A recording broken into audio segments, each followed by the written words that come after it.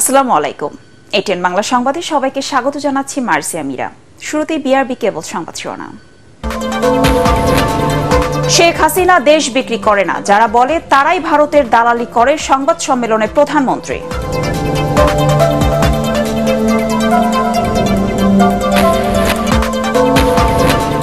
ভারতের সাথে হওয়া চুক্তি প্রত্যাখ্যান করেছে বিএনপি, প্রতিবাদে আন্দোলনে নামার ঘোষণা মির্জা ফখরুলের।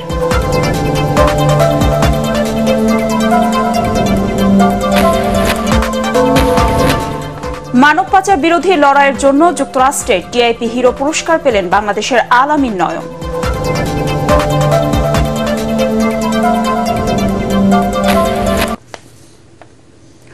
শুনছিলেন বিআরবি কেবল সংবাদ শিরোনাম, এবার বিস্তারিত। নোবেল প্রাইজের প্রতি নিজের কোনো আকাঙ্ক্ষা নেই বলে মন্তব্য করেছেন প্রধানমন্ত্রী শেখ হাসিনা। দিল্লি সফর নিয়ে গণভবনে আয়োজিত সংবাদ সম্মেলনে ডক্টর ইউনূসের বিদেশে এত বিনিয়োগের উৎস কি সে প্রশ্ন রাখেন তিনি। রেল যোগাযোগে ভারতকে ট্রানজিট সুবিধা দেয়ায় বাংলাদেশ বিক্রি হয়ে গেছে এমন সমালোচনার জবাবে সরকার প্রধান জানান, শেখ হাসিনা দেশ বিক্রি করে না। বিস্তারিত মনিউর রহমানের রিপোর্টে। ভারতের প্রধানমন্ত্রী নরেন্দ্র মোদীর আমন্ত্রণে গত 21 ও 22 জুন দিল্লি সফর করেন প্রধানমন্ত্রী শেখ হাসিনা। সফর পরবর্তী সংবাদ সম্মেলনে লিখিত বক্তব্যে তিনি জানান, তার এই সফরে ভারতের নেতৃত্বের সঙ্গে আলোচনার মূল বিষয়বস্তু ছিল দুই দেশের নবনির্বাচিত সরকার কিভাবে সহযোগিতামূলক সম্পর্ককে আরও এগিয়ে নিয়ে যেতে পারে সে বিষয়ে রূপকল্প প্রণয়ন। পরে প্রশ্নোত্তর পর্বে রেল যোগাযোগে ভারতকে ট্রানজিট সুবিধা দেয়, সামাজিক যোগাযোগ মাধ্যমে দেশ বিক্রি করে দেওয়ার যে সমালোচনা চলছে তার জবাবে সরকার প্রধান জানান, এক দেশের ভেতর অন্য দেশের ট্রানজিট দিলে কোনো ক্ষতি নেই, বরং ব্যবসা বাণিজ্যের প্রসার ঘটবে। যারা কথা বলে যে ভারত বিক্রি হয়ে যাবে, এরপর বিক্রিটা হয় কিভাবে, সেটাই তো আমার প্রশ্ন। আসলে যারা এটা বলে তারা নিজেই ভারতের কাছে বিক্রি করা। কারণ আমরা তো দেখেছি যখন মিলিটারি ডিক্টেটরে এসেছে, জিয়া, এরশাদ, খালেদা জিয়া উপর দিয়ে ভারত বিরোধী কথা বলেছে আর ভারতে যেয়ে তাদের পা ধরে বসে থেকেছে। এগুলো আমার নিজের দেখা জানা। কাজে এই ধরনের কথা বলার কোনো অর্থ হয় না। আমাদের স্বাধীন সার্বভৌম দেশ, যত ছোট হোক, এটা আমাদের সার্বভৌম দেশ। আর সেই সার্বভৌমত্ব রক্ষা এবং সক্রিয়তা বজায় রেখেই আমরা বন্ধুত্বপূর্ণ সম্পর্ক রেখেই কাজ করছি। যেখানে বিক্রি আমরা করি না, যারা কথা বলে তারা বাঁচার জন্য অথবা ওই ইউজ মি, মানে ব্যবহার করুন আমাকে, এই নিয়ে বসেই থাকে। এটা হলো বাস্তবতা। শেখ হাসিনা এই দেশকে বিক্রি করে না, কারণ আমরা এই দেশ স্বাধীন করেছি, এটা তাদের মনে রাখা উচিত। গ্রামীণ ব্যাংকের সাবেক চেয়ারম্যান ডক্টর ইউনূসের মামলা নিয়ে করা প্রশ্নের জবাবে প্রধানমন্ত্রী জানান, ডক্টর ইউনূসের পেছনে সরকার লাগেনি। যুক্তরাষ্ট্র ও যুক্তরাজ্যে কেউ কর ফাঁকি দিলে তারা কি ব্যবস্থা নেয়, পাল্টা সেই প্রশ্ন রাখেন তিনি। ডক্টর ইউনূসের উত্থানের পেছনে তার অবদান ছিল বলেও মন্তব্য করেন শেখ হাসিনা। টেলিডর মানে গ্রামীণ ফোন, সেখান থেকেও কয়েক দফা তার কাছ থেকে এভাবে টাকা আদায় করা হয়েছে। আর লেবারদের যে ওয়েলফেয়ার ফান্ডের টাকা দেয়নি 2006 সাল থেকে একটি পয়সাও দেয়নি। তখন লেবাররা মামলা করছে, মামলা কিন্তু সরকার করেনি। লেবাররা লেবার কোর্টে মামলা করছে, সেই মামলায় সে শাস্তি পেয়েছে। এখানে আমার কি দোষ? বরং আজকে তিনি যে উঠেছেন সেখানে সবথেকে বেশি সহযোগিতা তো আমি করেছিলাম। নোবেল প্রাইজের জন্য নাকি তার সাথে আমার সাথে কারো দ্বন্দ্ব নেই, আর আমি জীবনেও নোবেল প্রাইজের জন্য আমার কোনো আকাঙ্ক্ষাও নাই। সংবাদ সম্মেলনে প্রধানমন্ত্রী জানান, গঙ্গা চুক্তি নবায়ন না হলেও তা অব্যাহত থাকবে। গঙ্গার পানির ন্যায্য হিস্সার বিষয়ে ভারতের কেন্দ্রীয় সরকারকে দেয়া পশ্চিমবঙ্গের মুখ্যমন্ত্রীর চিঠি প্রসঙ্গে সরকার প্রধান জানান, এটি তাদের অভ্যন্তরীণ বিষয়। বন্ধুত্বপূর্ণ সম্পর্ক আপনাকে যে সুযোগটা দিচ্ছে, দেশের উন্নয়ন করার একটা সুযোগ দিচ্ছে। তা আমার কাছে এটাই সবথেকে বেশি গুরুত্ব, যে আমার দেশের মানুষের কল্যাণে, মানুষের উন্নয়নে, এবং বিশেষ করে দেশটাকে উন্নয়নে করার জন্য যার সঙ্গে যতটুকু বন্ধুত্ব দরকার আমি সেটা করে যাচ্ছি। তিস্তার ব্যবস্থাপনা ও পানি প্রবাহের মহাপরিকল্পনা বাস্তবায়নে ভারত ও চীন উভয় দেশ আগ্রহী হলেও কোনটি দেশের জন্য ইতিবাচক হবে সেটিই করবে আওয়ামী লীগ সরকার বলে জানান প্রধানমন্ত্রী শেখ হাসিনা। মনিউর রহমান, এটিএন বাংলা, ঢাকা। প্রধানমন্ত্রী শেখ হাসিনার ভারত সফরে যেসব চুক্তি হয়েছে তাতে বাংলাদেশের স্বার্থ রক্ষা হয়নি অভিযোগ করে তা প্রত্যাখ্যান করেছে বিএনপি। চেয়ারপারসনের গুলশান কার্যালয়ে সংবাদ সম্মেলনে দলের মহাসচিব মির্জা ফখরুল ইসলাম আলমগীর দাবি করেন, ভারতকে সব উজাড় করে দিলেও তিস্তার পানি সীমান্তে হত্যা বন্ধ সহ বাংলাদেশের মানুষের কোনো চাওয়াই পূরণ করতে পারেনি আওয়ামী লীগ সরকার। হৃদযন্ত্রে পেসমেকার স্থাপনের পর এভারকেয়ার হাসপাতালে চিকিৎসাধীন বেগম খালেদা জিয়ার শারীরিক অবস্থা এখন স্থিতিশীল বলে জানান মির্জা ফখরুল। বলেন, বেগম জিয়াকে হত্যা করতেই তাকে বিদেশে চিকিৎসার সুযোগ দিচ্ছে না সরকার। বেগম জিয়ার মুক্তি ও সুচিকিৎসার দাবিতে নতুন কর্মসূচি নিয়ে বিএনপি আবারও মাঠে নামবে বলেও জানান দলের মহাসচিব।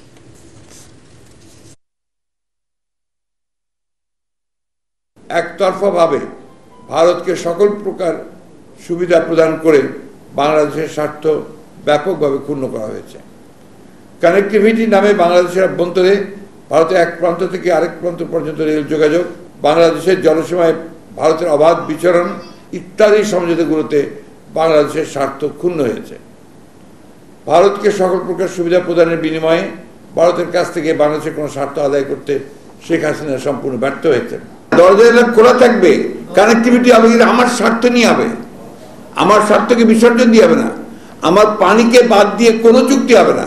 তবু আমাদের এই আন্দোলন বা এটা আমাদের ভারতের বিরুদ্ধে নয়, এটা এই সরকারের বিরুদ্ধে। সরকার সম্পূর্ণভাবে ব্যর্থ হচ্ছে ভারতকে কনভিন্স করতে বা তার কাছ থেকে দাবিগুলো আদায় করে নিয়ে আসতে। দেশের সব প্রাথমিক বিদ্যালয়ে অষ্টম শ্রেণী পর্যন্ত পর্যায়ক্রমে বিনামূল্যে পাঠদান চালু করা হবে বলে জানিয়েছেন প্রাথমিক ও গণশিক্ষা মন্ত্রণালয়ের সচিব ফরিদ আহমদ। এজন্য অবকাঠামো নির্মাণ ও শিক্ষকদের প্রশিক্ষণের ব্যবস্থা করা হচ্ছে। সচিবালয়ে এক অনুষ্ঠানে তিনি বলেন, প্রাথমিক পরীক্ষার মূল্যায়ন পদ্ধতি এখনও চূড়ান্ত হয়নি, সেটি করছে এনসিটিবি। প্রাইমারি স্কুলগুলোতে শিক্ষার্থী কেন কমে যাচ্ছে তার পর্যালোচনা করা হচ্ছে বলে এ সময় জানান সচিব।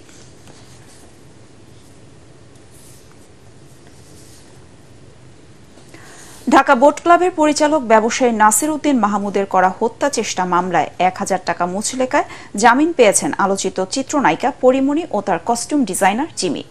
ঢাকার senior judicial magistrate Saiful Islam তাদের জামিন আবেদন মঞ্জুর করেন। এছাড়াও মামলার পরবর্তী শুনানির দিন আগামী ১ ধার্য করেছে আদালত। এই মামলায় সকালে পরিমণি আদালত উপস্থিত হয়ে জামিন আবেদন করলে বিচারক আইনজীবীদের যুক্তিতর্ক শুনে এই আদেশ দেন। গত ১৮ এপ্রিল মামলার তদন্ত প্রতিবেদনের উপর শুনানি শেষে মঙ্গলবার ব্যবসায়ী নাসির ও চিত্রনায়িকা পরিমণিকে আদালতে হাজিরের সমন দেওয়া হয়। ২০২২ সালে ঢাকার সিনিয়র জুডিশিয়াল ম্যাজিস্ট্রেট আদালতে মামলাটি করেন নাসির, যা তদন্ত করে পিবিআই। মানব পাচার বিরোধী লড়াই ভূমিকার জন্য যুক্তরাষ্ট্রের টিআইপি হিরো হিসেবে স্বীকৃতি পেয়েছেন বাংলাদেশের আল-আমিন নয়ন। সোমবার ওয়াশিংটনে মানব পাচার বিষয়ক বার্ষিক প্রতিবেদন প্রকাশ অনুষ্ঠানে তার হাতে পুরস্কার তুলে দেন মার্কিন পররাষ্ট্রমন্ত্রী অ্যান্টনি ব্লিংকেন। আল-আমিন নয়ন বেসরকারি সংস্থা ব্র্যাকের মাইগ্রেশন ওয়েলফেয়ার সেন্টারের ব্যবস্থাপক। ঢাকা বিমানবন্দরে তিনি বিদেশ ফেরত ও পাচারের শিকার ব্যক্তিদের সহায়তায় কাজ করেন। দক্ষিণ এশিয়ায় তিনি ছাড়া এবছর আর কেউ এই মর্যাদাপূর্ণ পুরস্কার পাননি। আল-আমিন নয়নের পাশাপাশি Kenya, Mali, Philippines, Serbia, Spain, Suriname, Bolivia ও ইরাকের একজন করে মোট ৯ জন ২০২৪ সালে টিআইপি হিরোর স্বীকৃতি পেয়েছেন।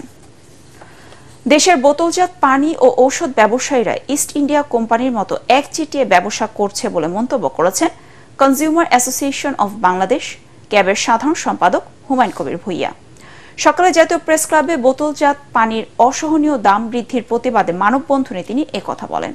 তিনি আরও বলেন, বাংলাদেশ প্রতিযোগিতা কমিশনের চেয়ারম্যানের মদতে অসাধু ব্যবসায়ীরা লাগামহীনভাবে পানির দাম বাড়াচ্ছে। রাস্তার মোড়ে ও রেস্তোরাঁয় বিনামূল্যে সুপেয় পানি সরবরাহ করা হলে বোতল সিন্ডিকেট ভাঙা সম্ভব বলে মন্তব্য করেন বাংলাদেশের কমিউনিস্ট পার্টির সাধারণ সম্পাদক রুহিন হোসেন প্রিন্স। এ সময় যেসব প্রতিষ্ঠান বোতলজাত পানির দাম বাড়িয়েছে তাদের শাস্তি সহ ৫ দফা দাবি তুলে ধরেন বক্তারা। দুর্নীতিবাজের কারণে সরকারের কিন্তু এই যে সুনাম এটা কিন্তু তলানিতে চলে আসতে যাচ্ছে। সরকারকেও আমরা বলতে চাই, এই দুর্নীতিবাজের বিরুদ্ধে আপনি সঙ্গ ছাড়েন, আপনি এই দুর্নীতিবাজ ব্যবসায়ীদের সঙ্গ ছাড়েন, আপনি মুক্তাদের সাথে আছেন, আমরা আপনাদের সাথে আছি। ২৫ বছর ধরে দেশের বৃহৎ সিরাজগঞ্জ বিসিক শিল্প পার্কের প্লট বরাদ্দ দেওয়ার উদ্যোগ নেওয়া হয়েছে। আনুষ্ঠানিকভাবে উদ্যোক্তাদের মাঝে এসব প্লট তুলে দিবেন প্রধানমন্ত্রী। গড়ে উঠবে কলকারখানা, সৃষ্টি হবে প্রায় ১ লাখ লোকের কর্মসংস্থানের সুযোগ। সিরাজগঞ্জ প্রতিনিধি ফেরদৌস হাসানের পাঠানো তথ্যচিত্রে আসিফুর রহমান সাগরের রিপোর্ট। বিসিকের আওতায় যমুনা নদীর পশ্চিমে সিরাজগঞ্জের সয়দাবাদে 400 একরের শিল্প পার্কের ভিত্তিপ্রস্তর স্থাপন করেছিলেন তৎকালীন ও বর্তমান প্রধানমন্ত্রী শেখ হাসিনা। তবে ক্ষমতার পরিবর্তনের কারণে অনিশ্চিত হয়ে পড়ে প্রকল্পটির ভবিষ্যৎ। পরবর্তী সময়ে বর্তমান সরকার দ্বিতীয় মেয়াদে ক্ষমতায় এসে প্রায় 379 কোটি টাকা ব্যয়ে 2010 সালের জুলাই পুনরায় প্রকল্পটির কাজ শুরু হয়। তবে ভূমি অধিগ্রহণ সহ নানা জটিলতার কারণে কয়েক দফা বাড়ানো হয় প্রকল্পের মেয়াদ। সবশেষ 719 কোটি 21 লাখ টাকা বরাদ্দ দিয়ে এবছরের জুন মাস পর্যন্ত সময় বেঁধে দেয় কর্তৃপক্ষ। এবার নির্ধারিত মেয়াদের মধ্যে প্রকল্পের অবকাঠামোগত কাজ শেষ হচ্ছে বলে দাবি ঠিকাদারি প্রতিষ্ঠানের। সেই নির্মাণ কাজ যে সময়ের মধ্যে দিনে রাত্রে লেবার লাগিয়ে আমরা সেই রাস্তা নির্মাণ করছি। প্রায় 1 লাখ মানুষের কর্মসংস্থান সৃষ্টির লক্ষ্যে নির্মিত শিল্প পার্কটির কাজ দীর্ঘ 25 বছর পর শেষ হয় উদ্যোক্তা ও চাকরি প্রত্যাশীদের মাঝে আশার আলো দেখা দিয়েছে। লক্ষ লক্ষ মানুষের কর্মসংস্থান হবে। সিরাজগঞ্জ ভিন্ন রূপ পাবে ইনশাআল্লাহ। আমার মতো অনেক উদ্যোক্তা আছে এখানে প্লট নিতে আগ্রহী, যেহেতু এখানে সব রকম সুযোগ সুবিধা আছে, গ্যাসের ফ্যাসিলিটিস আছে, নৌপথ স্থলপথ ইতিমধ্যে রেলের সংযোগ হয়ে যাবে। সব মিলিয়ে এইখানে একটি উত্তরবঙ্গের একটি ব্যবসায়িক হাব গড়ে ওঠা সম্ভব। বিসিকের তথ্য অনুযায়ী দেশের বৃহৎ এই শিল্প পার্কে 3 শ্রেণীর 829টি প্লট থাকবে। স্থাপন করা যাবে প্রায় 570টি ক্ষুদ্র, মাঝারি ও বৃহৎ শিল্প কলকারখানা। মোট প্লটের 10 ভাগ সংরক্ষিত থাকবে নারী উদ্যোক্তাদের জন্য। পূর্ত কাজগুলো একেবারেই শেষের দিকে। আমরা আশা করছি যে খুব শিগগিরই আমরা প্লট বরাদ্দের ব্যবস্থাপনার দিকে যাব। অবকাঠামোগত কাজ শেষ হয় ইতোমধ্যেই প্লট বরাদ্দের প্রক্রিয়া চলছে। প্রাধান্য দেওয়া হবে রপ্তানিমুখী, আমদানি, বিকল্প ও দেশীয় শিল্প স্থাপনে। Bureau report, ATN Bangla. বাংলাদেশের উন্নয়নের সম্ভাব্য সব ধরনের সহযোগিতা অব্যাহত রাখতে চীন আগ্রহী বলে জানিয়েছেন দেশটির কমিউনিস্ট পার্টির কেন্দ্রীয় কমিটির আন্তর্জাতিক বিভাগের মন্ত্রী লি জিয়াংচাও। বঙ্গভবনের রাষ্ট্রপতি মোহাম্মদ শাহাবুদ্দিনের সাথে সাক্ষাৎকালে মন্ত্রী এই আগ্রহের কথা জানান। এ সময় রাষ্ট্রপতি বলেন, চীন বাংলাদেশের অন্যতম গুরুত্বপূর্ণ উন্নয়ন অংশীদার। বাংলাদেশের সঙ্গে চীনের উন্নয়ন অংশীদারিত্ব আগামীতে আরও জোরদার হবে বলে আশা প্রকাশ করেন রাষ্ট্রপতি। হাইড্রোগ্রাফিক জরিপ জাহাজ এবং আধুনিক সরঞ্জাম সংযোগ করে বাংলাদেশ নৌবাহিনী সহ অন্যান্য সংস্থাগুলো আধুনিক করে গড়ে তোলা হবে বলে জানিয়েছেন নৌপরিবহন প্রতিমন্ত্রী খালিদ মাহমুদ চৌধুরী। রাজধানীর বঙ্গবন্ধু সামরিক জাদুঘরে মাল্টিপারপাস হলে বিশ্ব হাইড্রোগ্রাফি দিবস উপলক্ষে এক সেমিনারে একথা বলেন তিনি। এ সময় অন্যান্যের মধ্যে উপস্থিত ছিলেন নৌবাহিনী প্রধান অ্যাডমিরাল এম নাজমুল হাসান সহ বাংলাদেশ ন্যাশনাল হাইড্রোগ্রাফিক কমিটির সদস্যবৃন্দ।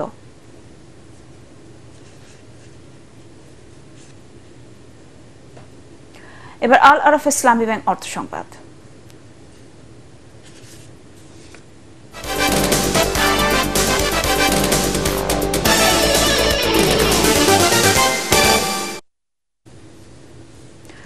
বাণিজ্য মন্ত্রণালয়ের medicinal plants and herbal products business promotion council ও বাংলাদেশ আয়ুর্বেদিক মেডিসিন ম্যানুফ্যাকচারার্স অ্যাসোসিয়েশনের যৌথ উদ্যোগে জাতীয় সেমিনারে ও আয়ুর্বেদিক এক্সপো 2024-এর উদ্বোধনী অনুষ্ঠান সম্পন্ন হয়েছে। জাতীয় জাদুঘরের বঙ্গমাতা শেখ ফজিলাতুন নেসা মুজিব মিলনায়তনে এই সেমিনার অনুষ্ঠিত হয়। উদ্বোধনী অধিবেশনে বাংলাদেশ আয়ুর্বেদিক মেডিসিন ম্যানুফ্যাকচারার্স অ্যাসোসিয়েশনের সভাপতি ডক্টর হাকিম মোহাম্মদ ইউসুফ হারুন ভুইয়ার সভাপতিত্বে বিশেষ অতিথি ছিলেন ভারতীয় হাইকমিশনার ঔষধ প্রশাসন অধিদপ্তরের মহাপরিচালক major general Mohammad Yusuf, BPC ও যুগ্ম সচিব বাণিজ্য মন্ত্রণালয়ের প্রধান নির্বাহী কর্মকর্তা নাহিদ আফরোজ, হামদর্দ বিশ্ববিদ্যালয় বাংলাদেশের উপাচার্য অধ্যাপক ডক্টর ফারুকুজ্জামান চৌধুরী, ঢাকা বিশ্ববিদ্যালয় উপ উপাচার্য অধ্যাপক ডক্টর সীতেশ চন্দ্র বাছার ও বাংলাদেশ আয়ুর্বেদিক মেডিসিন ম্যানুফ্যাকচারার্স অ্যাসোসিয়েশনের সাধারণ সম্পাদক ডাক্তার মোহাম্মদ মিজানুর রহমান সহ অন্যান্যরা। রাঙামাটির সাজেকের ডায়রিয়া উপদ্রব দুর্গম 3টি পাহাড়ি গ্রামে অসহায় মানুষকে চিকিৎসা সেবা দিতে শুরু করেছে বিজেপি। শিয়ালদা তুইসুই বেটলিং পাড়ায় ছড়া ও ঝিঝির পানি পান করে কয়েকদিনের জ্বর, কাশি, রক্তবমি ও ডায়রিয়া আক্রান্ত হয়েছেন ওই এলাকার অর্ধশতাধিক মানুষ। সামাজিক যোগাযোগ মাধ্যমে এ খবর ছড়িয়ে পড়লে মরিশা 54 বিজিবি অধিনায়ক লেফটেন্যান্ট কর্নেল আসাদুজ্জামানের নির্দেশে সোমবার থেকে সাজেকের দুর্গম 3টি গ্রামে ক্যাম্প বসিয়ে বিনামূল্যে চিকিৎসা ও ঔষধ বিতরণ শুরু করে বিজেপির সদস্যরা। এছাড়া এসব গ্রামের মানুষের মাঝে পানি বিশুদ্ধকরণ ট্যাবলেট ও খাবার স্যালাইন সরবরাহ করা হচ্ছে। এদিকে স্বাস্থ্য বিভাগের 6 সদস্যদের আরও একটি মেডিকেল টিম ওই এলাকায় পাঠানো হয়েছে। মিশ্র ফল ফলাদি চাষে অনেকটাই বদলে গেছে খাগড়াছড়ির কৃষি ব্যবস্থা। গত 1.5 যুগে মজবুত হয়েছে এখানকার কৃষিভিত্তিক অর্থনীতিও। পাহাড়ের আনাচে কানাচে চাষ হচ্ছে প্রায় 40 জাতের ফল। কিছু প্রতিকূলতা কাটিয়ে উঠতে পারলে জেলায় মিশ্র ফল চাষে কৃষি অর্থনীতি ঘুরে দাঁড়াবে বলে মনে করেন কৃষি বিজ্ঞানীরা। খাগড়াছড়ির প্রতিনিধি আবু দাউদের রিপোর্ট জানাচ্ছেন আশিকুর রহমান। 15-16 বছর আগেও যেসব পাহাড়ে জুম চাষ হতো, এখন সেই পাহাড়গুলোতে সবুজের সমারোহ। বিশেষ করে খাগড়াছড়ির পাহাড়ে এই মৌসুমে গাছে গাছে দেখা মিলেছে বিভিন্ন জাতের আম। শুধু আম নয়, মাল্টা, লিচু, আনারস, বড়ই, ড্রাগন সহ প্রায় 40 জাতের ফলের বাণিজ্যিক আবাদ হচ্ছে এসব পাহাড়ে। প্রতি বছর বাড়ছে আবাদি জমির পরিমাণ। এর বাইরে লটকন, কমলা ও কফির চাষও বেড়েছে। মিশ্র ফল চাষে ঝুঁকছেন শিক্ষিত বেকার, তরুণ ও নতুন উদ্যোক্তারা। পার্বত্য চট্টগ্রামের মাটি ও আবহাওয়া উপযোগী হওয়ায় মিশ্র ফলের বাগান বেড়েছে বলে মনে করেন কৃষি বিজ্ঞানীরা। সনাতন চাষাবাদ পদ্ধতি থেকে কৃষকগণ বেরিয়ে এসে তারা আধুনিক বিশেষ করে ফল চাষে উদ্বুদ্ধ হচ্ছেন। এই ক্ষেত্রে আমাদের শিক্ষিত তরুণ এবং নতুন উদ্যোক্তাগণ ফল চাষে আগ্রহী হচ্ছেন। তবে যোগাযোগ ব্যবস্থার দুর্গমতা, ফল বিপণনে অতিরিক্ত টোল আদায় ও সেচ সুবিধার অভাবে নানা সমস্যার সম্মুখীন হচ্ছেন বাগানী ও কৃষকরা। উৎপাদন তো হয়েছে, কিন্তু আমরা বাজারজাত করার ক্ষেত্রে আমাদের টোল আদায়টা বেশি হচ্ছে। কেজি প্রতি 7-8 টাকা বেশি হচ্ছে টোল আদায়ের। সরকারের যে সমস্ত আধুনিক পদ্ধতিতে চাষাবাদ, যে সরকার যে উদ্যোগ, ওইটা যাতে আমাদের কাছে একটু সুদৃষ্টি দেন। সেচের ব্যবস্থা না থাকার কারণে আমাদের পণ্য উৎপাদন করতে অনেক ব্যাঘাত সৃষ্টি হয়। চলতি মৌসুমে খাগড়াছড়ি, রাঙ্গামাটি ও বান্দরবানে প্রায় 1 লাখ হেক্টর জমিতে মিশ্র ফলের আবাদ হয়েছে। উৎপাদন লক্ষ্যমাত্রা প্রায় 17 লাখ মেট্রিক টন। পাহাড়ে ফলের চাষ আরও বাড়াতে একাধিক প্রকল্প নিয়েছে সরকার। দেয়া হচ্ছে প্রণোদনা। পানির যদি আমরা ব্যবস্থা করতে পারি, সেচের পানি, সেটা জমিতে হোক বা ফল বাগানে হোক, আমরা বিস্তীর্ণ এলাকায় যেগুলো পতিত পড়ে আছে, অনাবাদি পড়ে আছে, সেগুলোকে আমরা সহজেই বিভিন্ন ধরনের মৌসুমী ফল, মশলা, সবজি এবং অন্যান্য ফসল আমরা নিয়ে আসতে পারবো এবং উচ্চ মূল্যের ফলনও ফলেরও এখানে চাষ করার ব্যাপক সম্ভাবনা রয়েছে। প্রতি বছর পার্বত্য এলাকায় উৎপাদিত ফলের মূল্য প্রায় 1000 কোটি টাকা হবে বলে ধারণা করা হচ্ছে। Bureau report, ATN Bangla. এবার টি-20 বিশ্বকাপের খবর।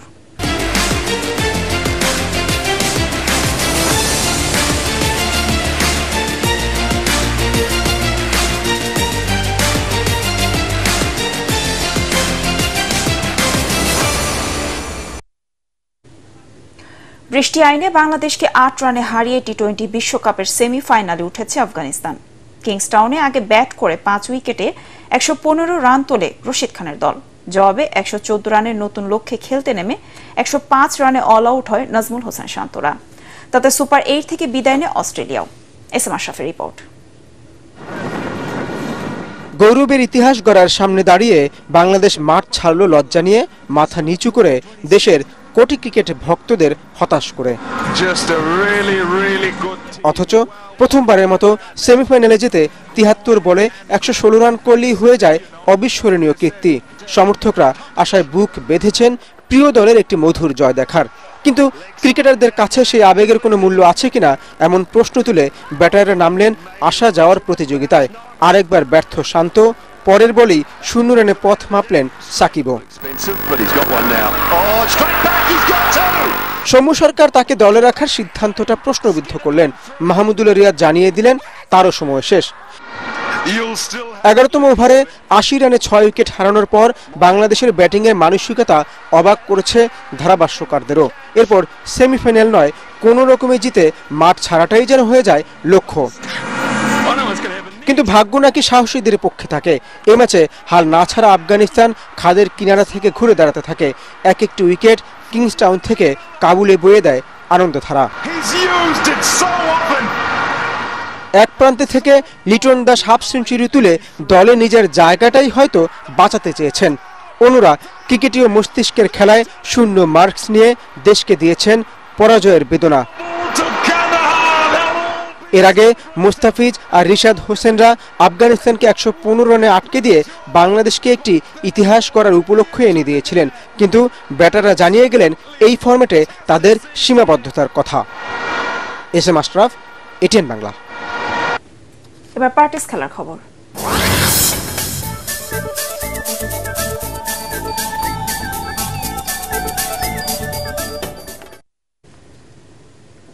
কোস্টারিকার সাথে গোলশূন্য ড্র করে কোপা আমেরিকার মিশন শুরু করেছে ব্রাজিল। ক্যালিফোর্নিয়ায় 12 মিনিটে গোলের সুযোগ তৈরি করে সেলেসাওরা, তবে রদ্রিগো তা কাজে লাগাতে পারেনি। 30 মিনিটে মার্কিনিউস গোল করলেও তা বাতিল হয় অফসাইডে। দ্বিতীয়ার্ধেও বল দখল আর আক্রমণে এগিয়ে থাকে 5 বারের বিশ্ব চ্যাম্পিয়নরা। 63 মিনিটে লুকা পাকেতার দূরপাল্লার শট ফিরে আসে পোস্টে লেগে। এভাবে একের পর এক সুযোগ নষ্ট হয়, হতাশা নিয়ে মাঠ ছাড়তে হয় ব্রাজিলকে। শেষ করার আগে বিআরবি কেবল সংবাদ শিরোনাম আরেকবার। শেখ হাসিনা দেশ বিক্রি করে না, যারা বলে তারাই ভারতের দালালি করে, সংবাদ সম্মেলনে প্রধানমন্ত্রী।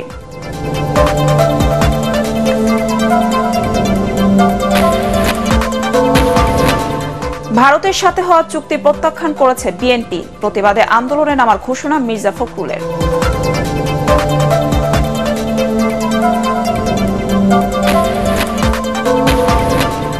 মানব পাচার বিরোধী লড়াইয়ের জন্য যুক্তরাষ্ট্রের টিআইপি হিরো পুরস্কার পেলেন বাংলাদেশের আল আমিন নয়ন।